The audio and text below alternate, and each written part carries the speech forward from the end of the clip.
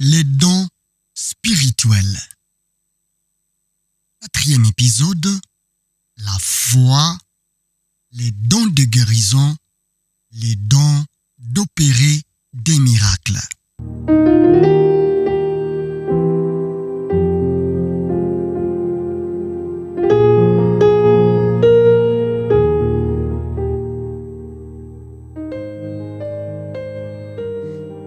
C'est un livre merveilleux écrit par Donald G. Et nous vous les recommandons vivement. Certainement, le Saint-Esprit a prévu que vous puissiez écouter ce message. Alors suivez-le du début à la fin et profitez de votre partie. Il y a des leçons particulières juste pour vous que Dieu vous a réservées. Les parties précédentes de ces livres se trouvent sur le même plateau. Restez avec nous. Priez pour vous-même. Priez pour nous aussi. Et pour plusieurs autres personnes qui auront à suivre ce message après vous. Nous avons prié pour vous. Et Dieu bénisse votre audition.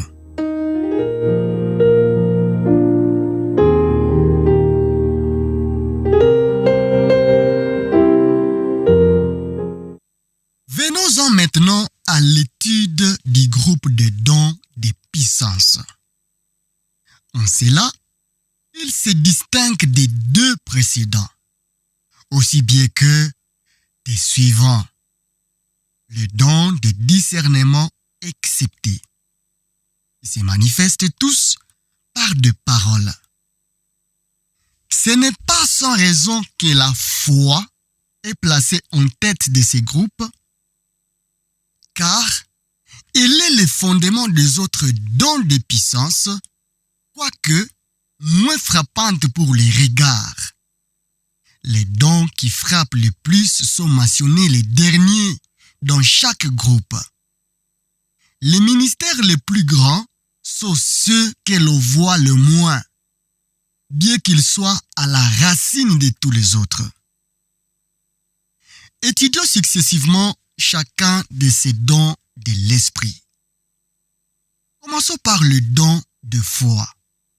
Il faut distinguer le don spirituel de foi de la foi ordinaire sans laquelle il est impossible de plaire à Dieu. C'est l'Hébreu 11, verset 6. Le Nouveau Testament enseigne avec la plus grande clarté qu'un certain élément de foi est indispensable pour le salut même de l'âme. Le juste vivra par la foi. Telle est la note fondamentale de toute vie chrétienne. Il est vrai que même la foi par laquelle on est sauvé est un don de Dieu. Éphésiens 2, verset 8. Mais il ne s'agit pas du don spirituel de foi mentionné dans 1 Corinthiens 12, verset 9. À un autre, la foi par le même esprit.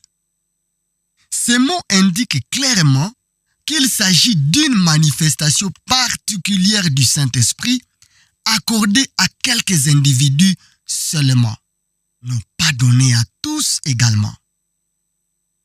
Weymouth traduit à un troisième par le moyen du même esprit, une foi spéciale. Le don spirituel de la foi est une qualité spéciale de la foi que les anciens théologiens appellent quelquefois la foi des miracles. Il est donné à certains serviteurs de Dieu à des périodes critiques avec une telle puissance qu'ils sont soulevés au-dessus du niveau naturel et ordinaire de la foi en Dieu et qu'ils reçoivent dans leur âme une certitude qui triomphe de tout. C'est un don magnifique et il est probablement exercé souvent avec des résultats considérables. par des enfants de Dieu qui restent entièrement dans l'ombre. Un des exemples les plus frappants de ces revêtements de puissance nous est fourni par Élie au Carmel. En face des désavantages écrasants, il triomphe avec calme au point de railler ses adversaires. Il s'est fait une gloire de rendre l'exaucement qu'il attend de Dieu plus que jamais impossible naturellement. Il répand de l'eau sur les sacrifices. 1 Roi chapitre 18, 33 à 35. Et pour couronner le tout, la certitude tranquille de sa prière à la fin de cette journée est l'un des passages les plus puissants de la Bible. Quel contraste dans le chapitre 19, quand cette onction spéciale semble lui avoir été retirée. On dira peut-être qu'Élie n'eut pas un don particulier de foi, puisqu'il est dit en Jacques 5, 17 qu'Élie était un homme de même nature que nous. Mais remarquez qu'il s'agit ici de sa prière pour obtenir la pluie. Il nous a toujours semblé qu'il y avait une inspiration toute spéciale dans la prière d'Élie au Carmel pour obtenir le feu. En tout cas, tous les dons spirituels opèrent dans des hommes de même nature que nous, car la vérité pleine de grâce est que Dieu nous les destine à nous-mêmes. Peut-être le Seigneur pense-t-il à cette qualité spéciale de la foi quand il dit dans Marc 11, 22, « Ayez la foi de Dieu ». C'est d'une telle foi qu'il pouvait dire qu'un seul grain peut transporter une montagne.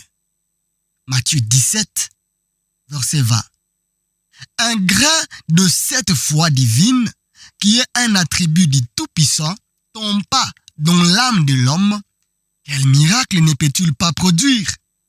Ces grains de foi semblent être tombés dans le cœur de Pierre le jour où il monta au temple avec Jean pour prier, dans Actes chapitre 3, verset 4.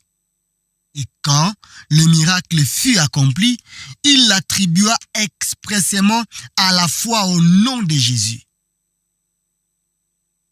Le verset 16. Plusieurs d'entre nous ont eu conscience à certaines époques déterminées d'une foi spéciale pénétrant l'âme sur certains sujets précis.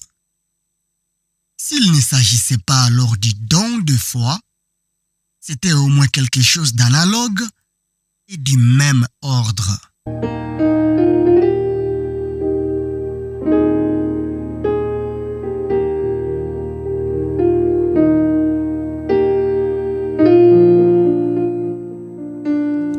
Les dons de guérison. Combien souvent nous avons eu affaire à des personnes qui désiraient les dons de guérison? Par pitié, par sympathie, au soupir, et cela est tout naturel après le pouvoir de soulager miraculeusement la souffrance humaine. Cependant, c'est une erreur de croire que si l'on possède le don de guérison, on pourra guérir infailliblement toute maladie qui se présentera. Et par exemple, entrer dans un hôpital et dire à tous les malades de rentrer en paix chez eux. Il suffit de réfléchir un moment au témoignage du Nouveau Testament pour corriger un rêve aussi tentant. Plusieurs membres des églises primitives possédaient sans contester le pouvoir de guérir surnaturellement, mais aucun passage ne nous les présente s'en alla guérir tous les malades sans exception, ni même guérissant tous les chrétiens malades. Alors, comme aujourd'hui, il y avait simplement des cas de guérison. Au point culminant du ministère du Seigneur auprès des malades, il nous est dit, certes, qu'il les guérit tous. Mais cette affirmation ne s'applique qu'à un temps et à un lieu déterminé, comparé avec Jean 5, 3 et 6. Il est clair que, même après avoir exercé ses merveilleux ministères, le Seigneur laissa beaucoup de malades. Il est hors de notre propos de rechercher les raisons de ces faits. Mais reconnaître le fait, ce n'est pas affaiblir la base scripturaire de la foi en la guérison divine. Nous voulons seulement corriger l'idée selon laquelle la manifestation de dons de guérison comporterait un pouvoir illimité et absolu pour délivrer de toutes les maladies. Une des conséquences regrettables de cette erreur est que des ministères très beaux et très précieux sont mal jugés à cause de ce qu'on appelle leurs échecs. Nous avons tous besoin d'étudier le Nouveau Testament pour corriger et pondérer nos idées.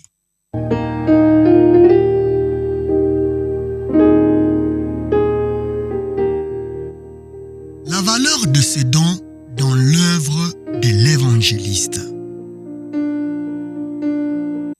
Le don de guérison s'est manifesté glorieusement dans l'Église primitive et à certains moments, on le voit revêtir une valeur considérable pour la propagation de l'Évangile. Voilà qui indique quelle est sa sphère d'action et son but. C'est un don spirituel qui se rapporte spécialement au ministère de l'évangéliste. Et il est accordé à ceux qui exercent ces ministères. Notez l'exemple de Philippe dans Actes 8, 6 à 7. Souvent, le don ouvre la porte pour l'œuvre de l'évangélisation. Comme par exemple, lorsque Paul guérit le père de Publius, dans Actes 28, 8 à 10. Sa manifestation attirait l'attention des gens sur l'évangile de Christ d'une manière frappante et qui gagnait à l'avance leur sympathie. Il est au premier rang des dons qui servent de signes et sa puissance en ces domaines n'a pas diminué aujourd'hui. Notons que si ces dons spéciaux de guérison, car le texte en parle au pluriel et semble indiquer plusieurs formes de ces dons, ne sont conférés qu'à certains individus, tous ceux qui croient au Seigneur Jésus peuvent imposer les mains aux malades pour leur guérison. Marc 16, verset 18. Et les assieds de l'Église doivent oindre d'huile pour la même fin. Jacques 5, 14. Ces ministères ne dépendent pas de la possession d'un don particulier de guérison.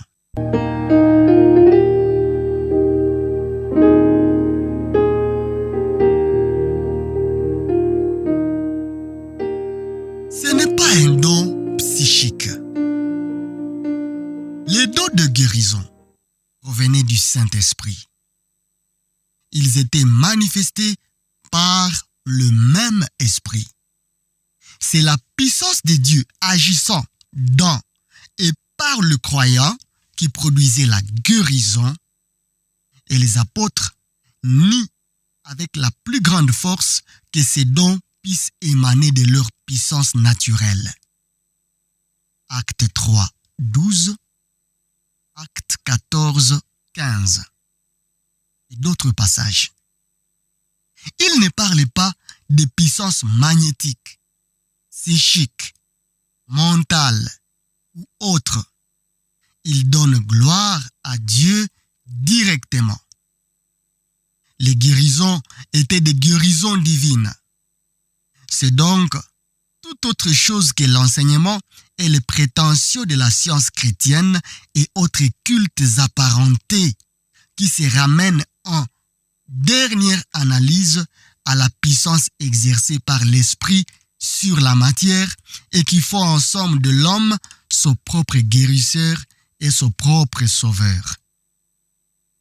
Ajoutons pour finir qu'il est absolument impossible d'établir un rapport légitime entre les dons de guérison et la science médicale, ou de prétendre que l'œuvre médicale des missions est la manifestation moderne de ces dons spirituels de l'Église apostolique.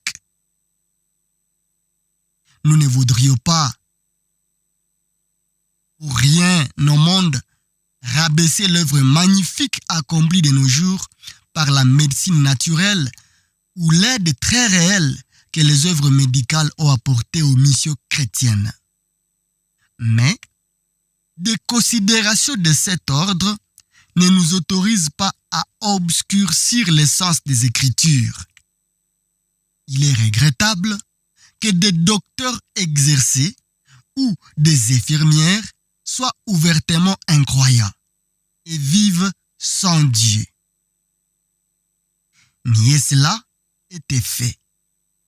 D'autre part, il est clair pour tout esprit non prévenu que les dons de guérison dont parle le Nouveau Testament n'ont aucun rapport avec la science médicale, mais sont nettement surnaturels et attribués directement comme tels à l'Esprit de Dieu. La manifestation de ces dons est indépendante de la connaissance ou de l'emploi des moyens naturels. Dans leur essence même, ces dons sont la vie du chef de l'Église, répandue dans ses membres par le Saint-Esprit.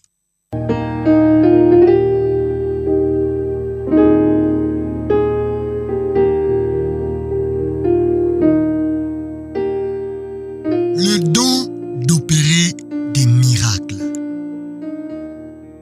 Le don d'opérer des miracles occupe le milieu de la liste dans 1 Corinthiens 12, 8 à 11 et prend place au milieu d'autres manifestations de l'esprit que nous regardons comme plus ordinaires, en quoi du reste au tort, d'abord parce que nous ne nous attendons pas assez à des miracles, ensuite parce que nous ne savons pas assez voir le miracle dans ce qui paraît ordinaire. Le texte grec porte littéralement les opérations des œuvres de puissance, dynamis. La pensée centrale est celle des puissances. La puissance de Dieu agissant par l'Esprit de Dieu dans et par le moyen de l'Église de Dieu. Jésus a promis expressément à ses disciples qu'il accomplirait les mêmes miracles que lui et même de plus grands. Jean 14, 11.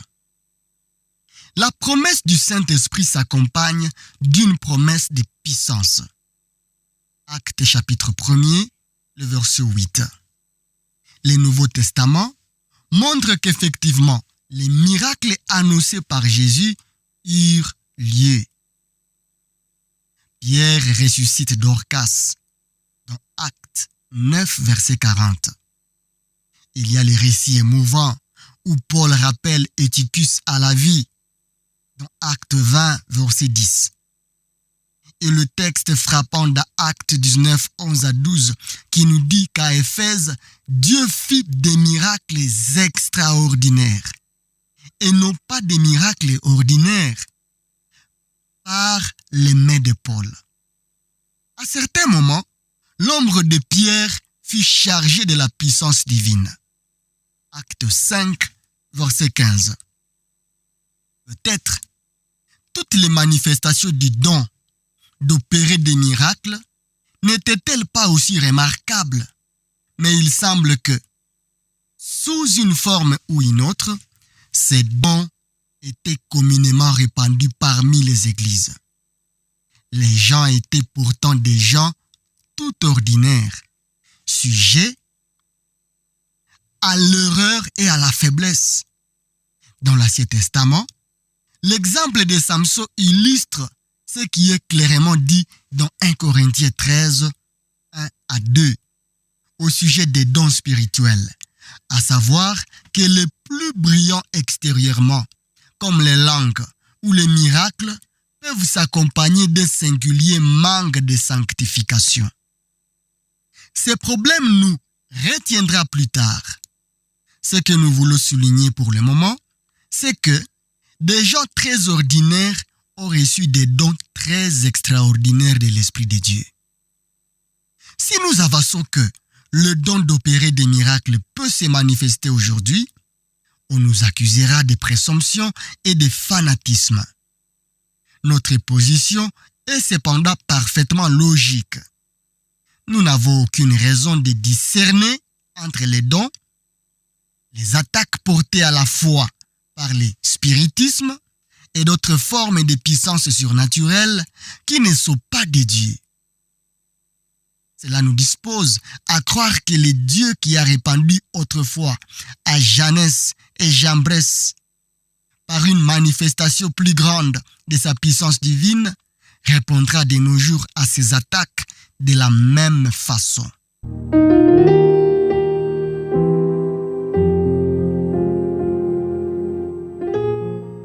Merci d'avoir suivi cette capsule. Il s'agit du 4e épisode du livre Les dons spirituels, écrit par Donald G. C'est un livre merveilleux que nous vous recommandons vivement. Merci de vous abonner pour ne pas rater la suite et de partager ce message autour de vous. Priez selon ce que le Saint-Esprit vous a communiqué. Priez pour nous aussi et pour plusieurs autres personnes qui auront à suivre ce message après vous. Vous êtes sur le chemin vers la maturité. Ici, notre grande mission est de vous amener à la maturité dans la connaissance et la grâce du Seigneur Jésus-Christ. Nous sommes convaincus, en écoutant et en lisant chaque jour la parole de Dieu, nous serons transformés à son image, grandir tel qu'il veut, être tel qu'il veut. Rendez-vous au 5e épisode qui nous parlera du don de prophétie. Grâce et shalom au Fils de Dieu.